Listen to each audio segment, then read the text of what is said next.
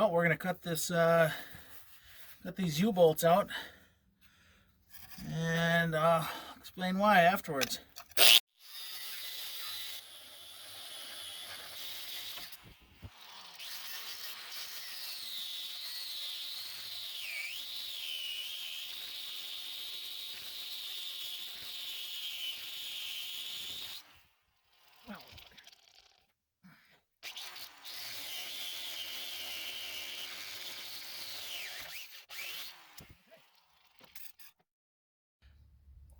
So we're cutting these U-bolts to pull the rear end out. There's a big crack there. I blew the rear end out of this thing March of 20, right at COVID. Pinion shaft is out of it. I gotta fix this mess. I kind of built this shackle drop in 2011, something like that. So I figure we got about 8 inches of lift in the back width. That's including the body lift, because that's how improper this thing is done. It was pretty nice when I did it, and I've kind of got a lot of money into it, so I'm just going to keep fixing it until it burns to the ground. There's my camo pattern of spray tint. I'm going to redo that because it looked really cool when it was first done.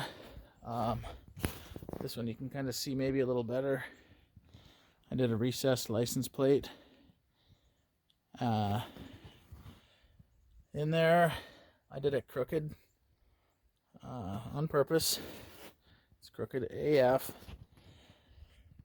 I've got new rear doors out of that maroon Yukon that I just stripped out or scrapped out last week or 2 weeks ago, whatever it was.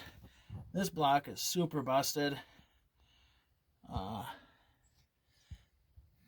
frame has got some soft spots back there. I'm going to try and fix that up too while I'm in there. This thing is pretty awesome in my opinion. Probably not anybody else's. So I got these clips up here, and I got this deal here. I can fit, I don't know, 1, 2, 3, 4, 5, 6, 7.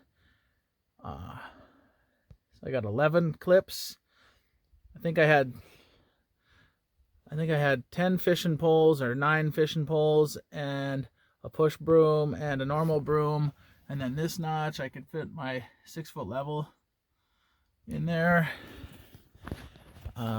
It's got, you can see it on this side maybe. I just kind of cobbled some screen on there. I'm gonna do that a little better.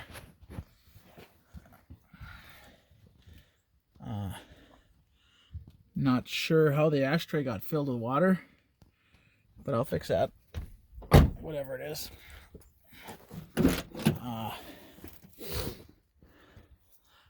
Camo wrap dash, busted front glass. It's gonna get them seats out of the other Yukon.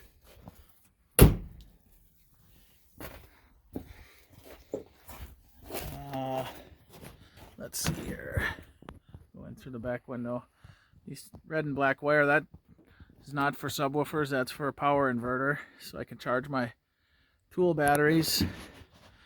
I originally built this thing for working out in the woods, scrapping cars and building deer stands and whatever else I needed to do away from electricity, quietly with no generator. Yeah, so it's a donkey. Monster mule, I call it. The Tall-Hoe also. Got a hitch on the front for my winch. Slide my winch in there. Yeah, it's a pretty sweet rig. This was actually the first four-wheel drive truck I ever owned.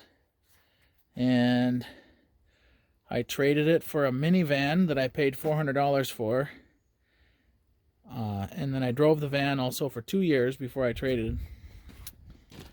And that was in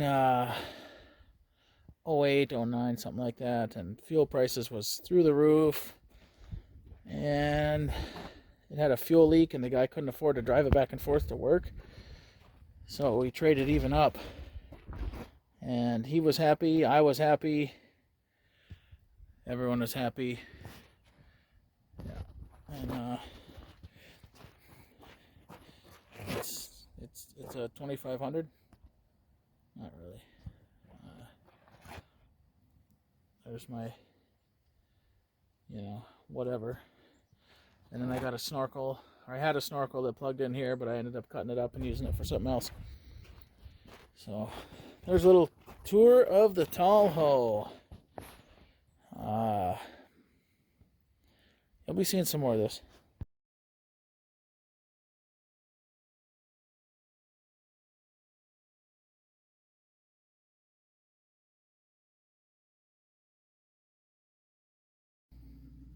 So here's this new stuff I'm going to put in there. Road Fury truck lifts. I'll just tell you, this was under $100. I can't remember exactly how much. Well, there's probably a pack and slip right here. Nope. Moose snowplows. Anyways, it was under $100, and I got the U-bolts and the blocks, and apparently I forgot which blocks I had in my truck, so I ordered 3-inch blocks, which is no big deal because I can take an inch out of that shackle lift when I'm redoing that thing anyways, and just make it whatever lift I want it to be. So I did like it a little bit higher in the back, because when it's loaded down with all my gear it sits level. But yeah, got some instructions, got some blocks, not cast blocks. These are made out of steel plate. Looks like they're pretty heavy. I mean, maybe heavier than the cast. I don't know. Here's a good one. We could stack them. We could stack these blocks for a good 5-inch lift, because that's not how you do that. But U-bolts. I feel like all the stuff is powder coated, which is cool. They'll rust. It's Minnesota. It's what they do. These were painted black when I put them in, 10 years ago. And yeah, you might say, what did you do to that thing to break them blocks? Well, I'll find a picture of it and show you. I know exactly when that block broke. It broke the same time as the frame got weakened. And I guess the moral of that story is Tahoes are not meant to haul school bus cabs, or more precisely, the front 20 feet of a 1965 Chevy school bus. And I'll put a picture in right here after this video. So.